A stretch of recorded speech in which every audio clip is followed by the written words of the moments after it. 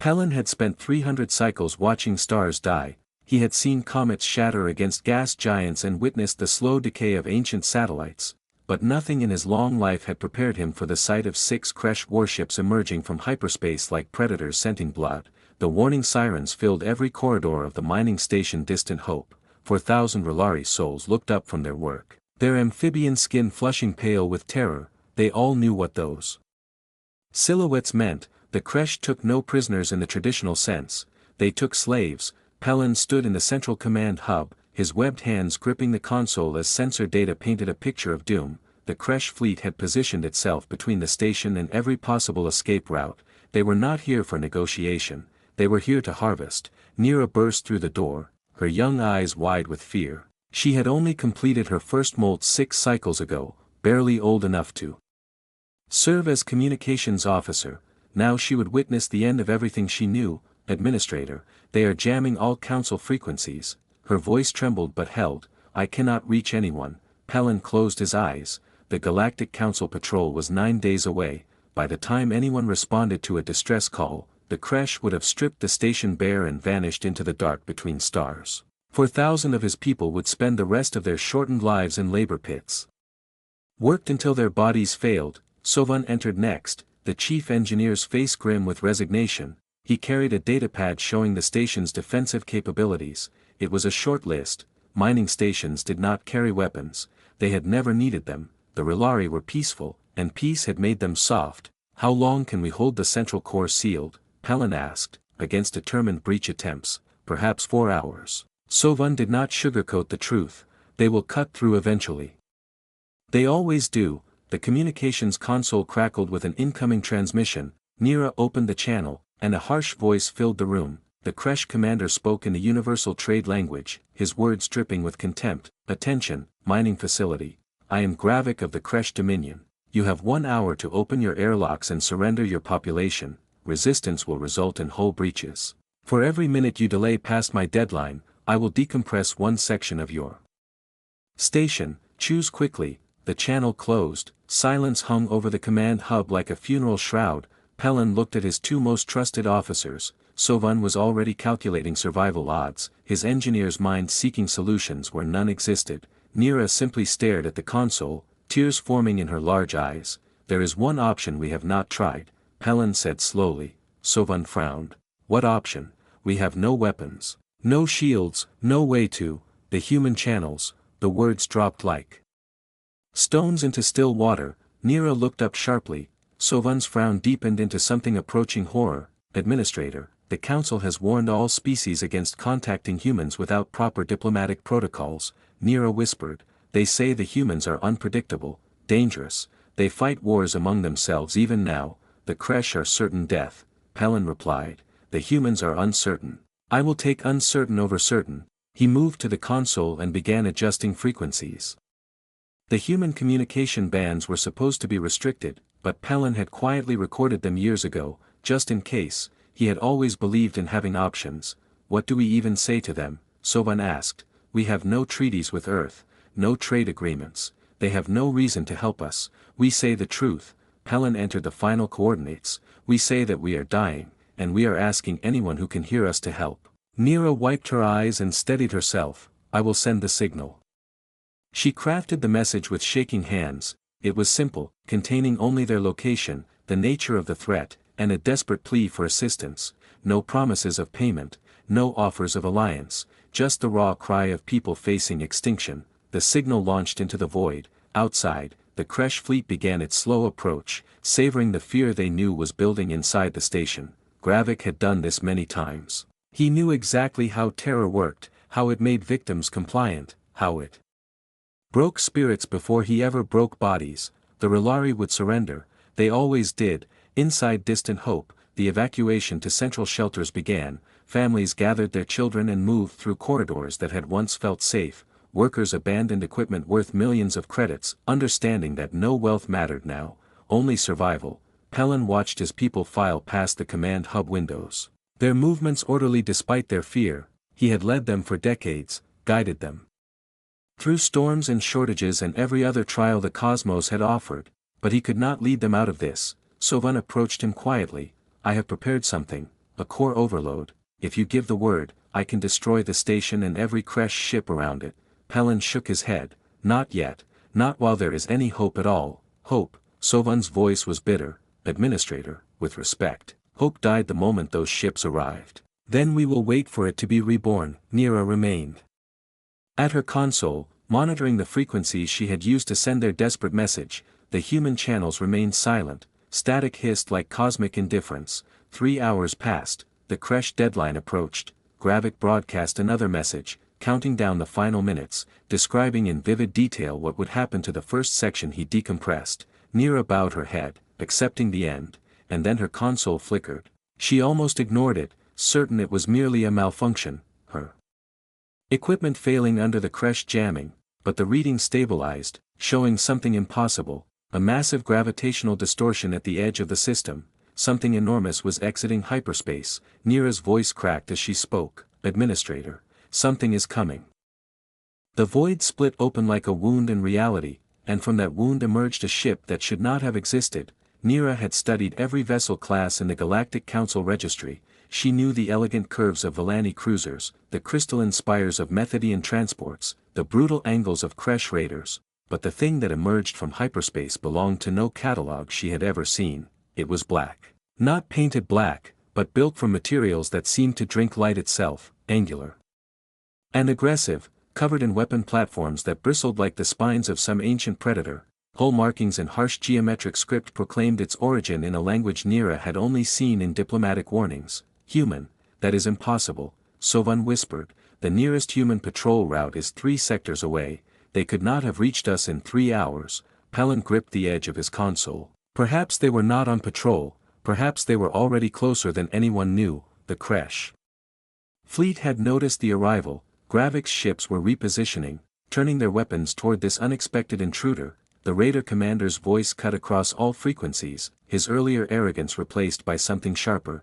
Unidentified vessel, you are interfering in Kresh Dominion operations. Withdraw immediately or face destruction. Silence answered him. The human ship continued its approach, accelerating toward the Kresh formation with what appeared to be complete disregard for the threat. Nira watched her sensors struggle to analyze the vessel. It was massive, larger than any 3 Kresh raiders combined, and its energy signatures made no sense to her equipment.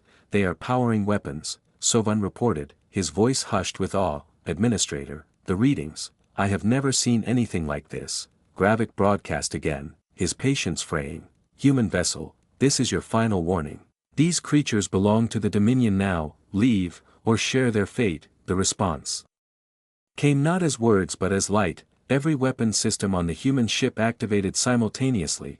Sensor displays across distant hope blazed with warnings as energy readings spiked beyond measurable limits. The vessel seemed to glow from within, a predator revealing its true nature.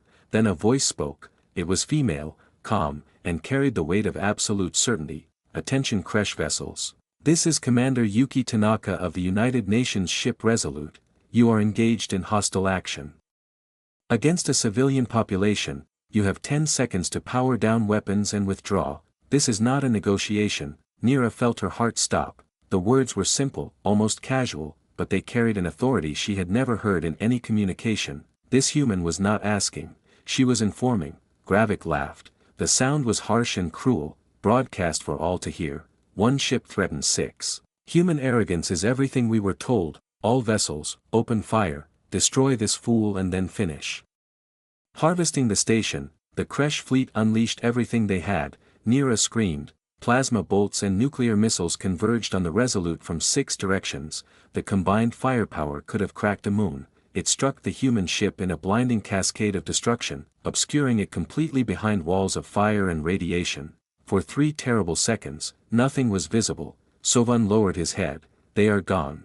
No ship could survive that, but Nira was watching her sensors, and her sensors were telling her something impossible. No, she pointed at the display with a trembling finger. Look, the fire cleared. The Resolute emerged from the inferno with its shields flickering but intact. Scorch marks decorated its hull, but the ship was not only undamaged, it was accelerating. The human commander had taken the full fury of the Kresh fleet and responded by charging directly into their formation. All hands, brace for combat maneuvers. Commander Tanaka's voice returned, still Calm, still certain, weapons free, the Resolute opened fire. Nira had never seen warfare, the Relari had not fought a battle in centuries, she had no framework for understanding what happened next. All she knew was that the universe outside her window became a storm of light and death, railgun rounds moving at speeds her mind could not comprehend punched through crash hulls like they were made of paper. Plasma lances carved burning lines across the void, the Resolute did not stop moving, weaving between enemy ships so close that the Kresh could not fire without risking their own vessels. The first Kresh raider exploded in less than 30 seconds, the second followed moments later, torn apart by weapons that seemed almost casual in their destruction. Gravik was screaming orders, but his fleet was in chaos. The humans had not simply attacked, they had dismantled every tactical assumption the Kresh had ever made. This was not a battle, it was an execution. Pelin watched in stunned silence. As a third Kresh ship went dark, its engines destroyed, its hull venting atmosphere into the void, the remaining raiders tried to flee, but the Resolute was between them and the hyperspace threshold. There was nowhere to run. Kresh vessels, Commander Tanaka's voice cut through the chaos. Your fleet is defeated, power down all systems and prepare for boarding. Any further resistance will be met with immediate destruction. Gravik's flagship was burning, his weapons were offline, his crew was dying around him. For the first time in his long career of cruelty, the Kresh commander faced something he did not understand. He surrendered. Inside Distant Hope, 4,000 Relari stood in their shelters and listened to the silence that followed. The weapons fire had stopped, the Kresh were not coming for them. Nira slumped over her console, tears streaming down her face. They came, she whispered the words like a prayer. Someone actually came. Pelin placed a gentle hand on her shoulder. Open a channel to that ship, I need to speak with Commander Tanaka, I need to understand why.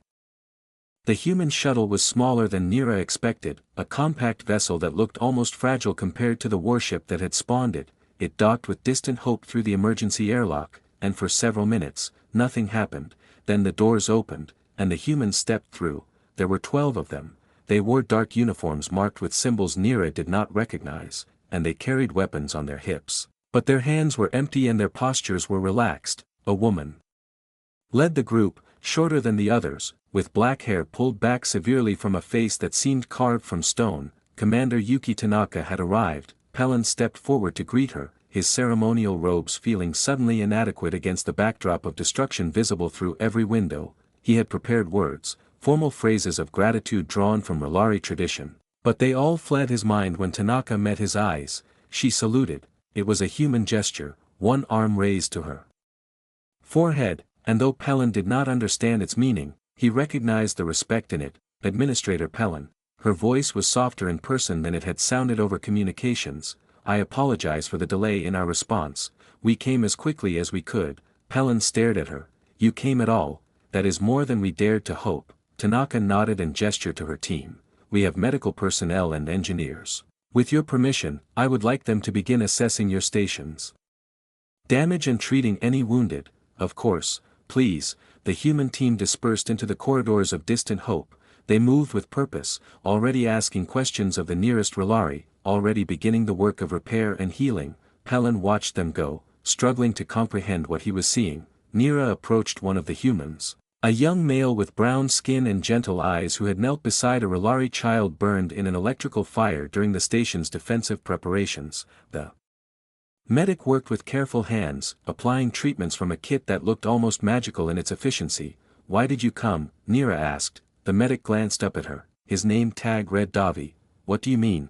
We are nothing to you, we have no treaty with Earth, we cannot pay you, we have nothing to offer. Why did your ship cross 3 sectors to help strangers? Davi considered the question while he worked, his fingers never pausing in their treatment of the child's wounds. When he spoke, his voice was simple and honest. Because you called. Nira waited for more explanation, more justification, more of the political calculation that governed all interactions between species.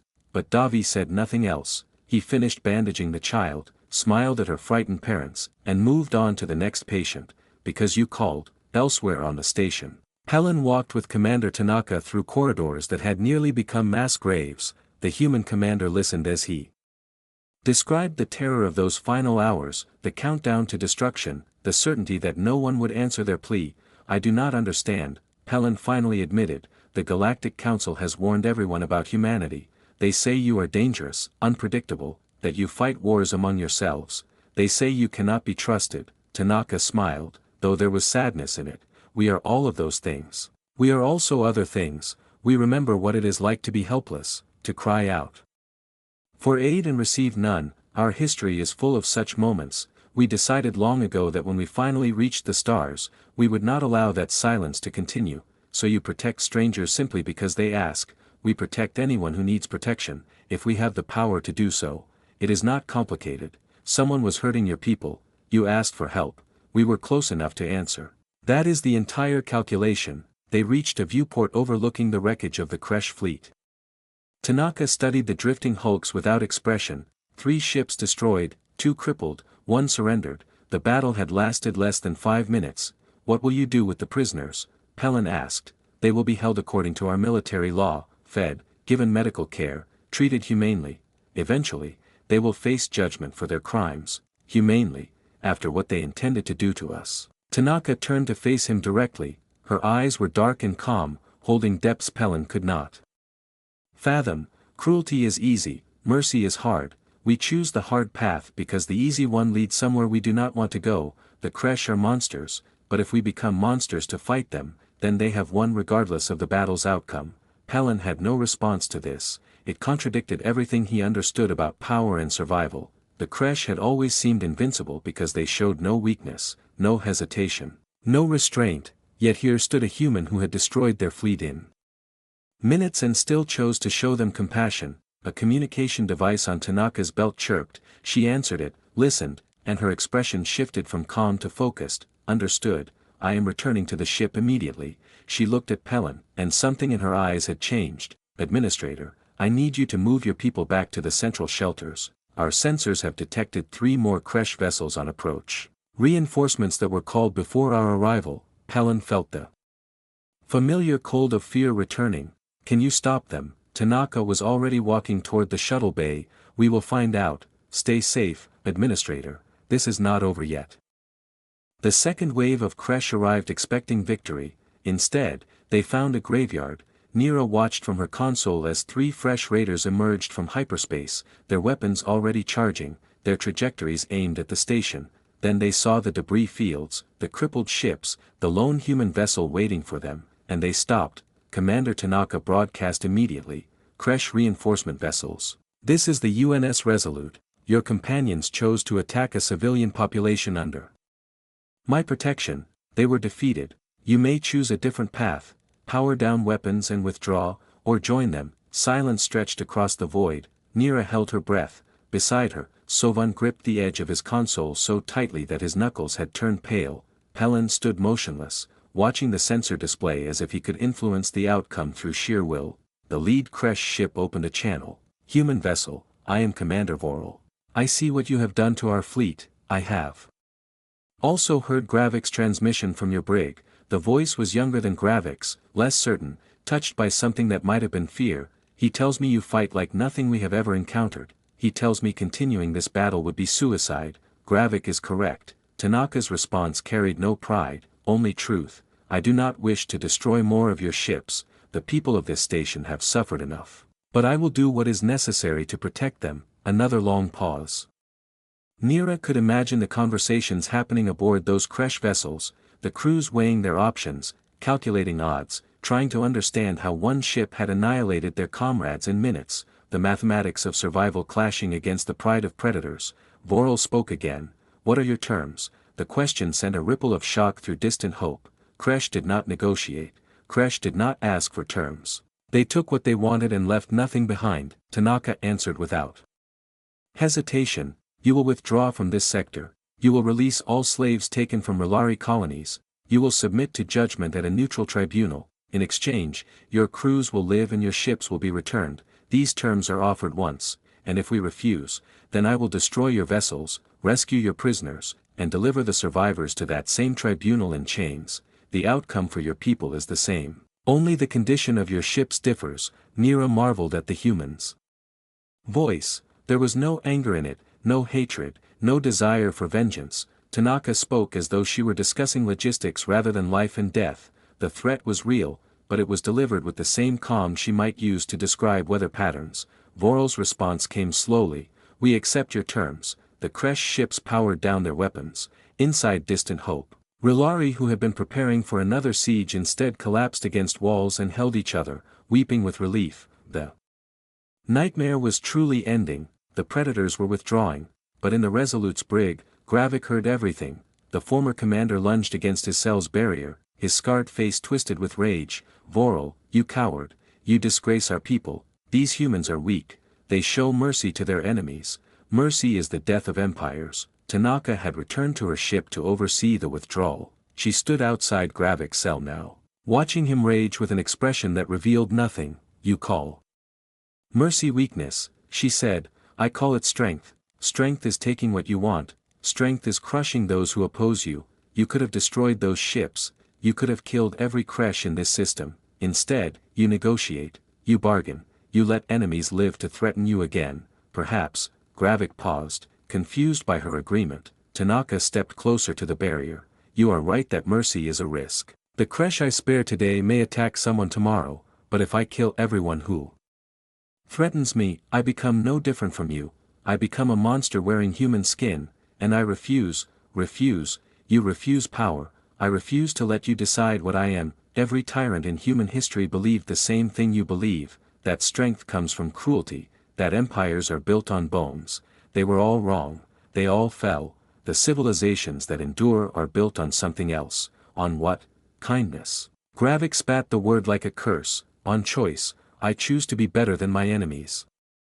I choose to offer peace before war. I choose to spare lives when I can. These choices make me who I am. Your choices made you what you are, and now you are in a cell, and your fleet is broken, and everything you believed has proven false." Gravik had no answer. For the first time since his capture, the Kresh commander fell silent. Tanaka turned away. "You will face judgment for your crimes. The tribunal will decide your fate. I hope, for your sake, that you use the time until then to reconsider your philosophy." She left him alone with his thoughts. In the station's medical bay, Davi finished treating the last of the wounded. The Rilari child he had helped earlier was sleeping peacefully, her burns healing under human medicine. Her parents watched the medic with eyes full of something that transcended gratitude. "Thank you," the mother whispered. "Thank you for saving her."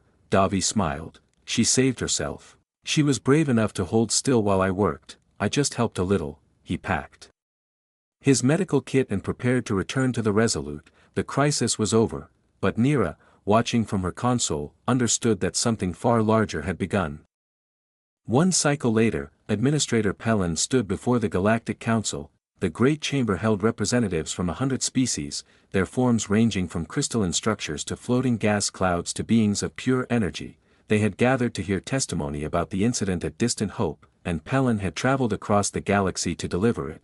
"We believed no rescue would come," he said. "Our situation was hopeless. The Kresh had surrounded us, our communications were jammed, and the nearest council patrol was 9 days away. We sent a distress call into the void, never expecting an answer." Murmurs rippled through the assembly. Then a human warship emerged from the void. Pellin activated the holographic display behind him. Images appeared showing the battle, the aftermath, the human teams treating wounded Rilari. The council watched in silence. The UNS Resolute destroyed 3 Kresh vessels and disabled 2 more in less than 5 minutes. "But that is not why I am here.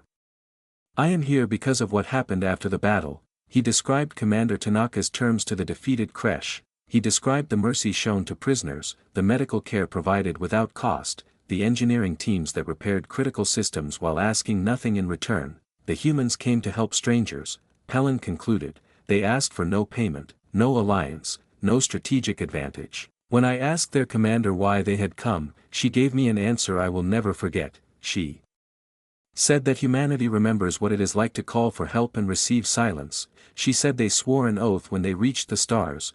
Never again would they turn away from a cry for aid if they had the power to respond." The Villani ambassador rose. Her species had been among the most vocal in warning others about human unpredictability. "Administrator Pellin, the humans are known for violence. They fight wars among themselves. How can we trust a species so divided?" Pellin smiled. "Ambassador, the Kresh are united. They act as one, with one purpose, one will. That unity makes them efficient predators, the humans are divided, yes, they argue and debate and sometimes fight each other, but when they saw our distress signal, not a single crew member on that ship questioned whether to help, they voted unanimously to divert from their patrol and save us. Their division does not prevent unity when it matters. Another ambassador spoke, "You are asking us to reconsider our assessment of humanity. I am asking you to remember that assessment was made without evidence. We assumed the humans were dangerous because they are powerful, we never asked whether they would use that power wisely. I have seen the answer. They protected 4,000 lives at great risk to themselves, and then they let their defeated enemies live. That is not the behavior of monsters." The chamber erupted in discussion. Far across the galaxy, Nira stood at her console on Distant Hope, recording the moment for the station's archives. She had written the initial report, documenting every detail of the human intervention, and that report had spread across dozens of worlds. Species that had never heard of Earth were now asking questions, trade delegations were forming, diplomatic channels were opening. She thought about Davi, the young medic who had treated their wounded, before returning to the Resolute. He had given her a small gift, a paper flower folded in an ancient human tradition. He called it origami. It sat on her console now, a delicate crane made from nothing but patience and skill. "We do this for luck," he had explained. "An old story says that if you fold 1,000 cranes, you can make a wish that will come true. I have made 200 so far, maybe one day I will finish." Nira had asked what he would wish for. Davi had laughed, "I do not know yet, maybe I will know when I reach 1,000. She did not fully understand, but she understood that the gift meant something. It was a connection, fragile and beautiful, between two species that had never met before that terrible day.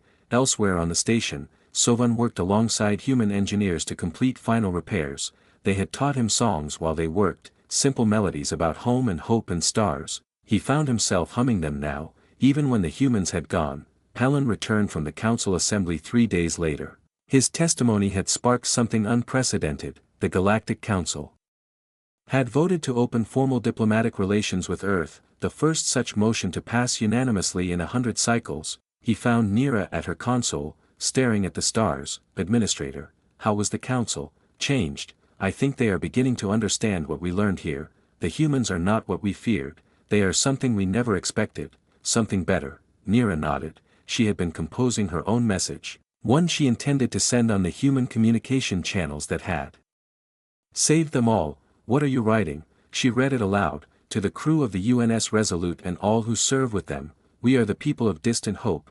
We called out into the void, believing no one would answer. You proved us wrong. You came when you had no obligation. You fought for strangers. You showed mercy to your enemies. You asked nothing in return.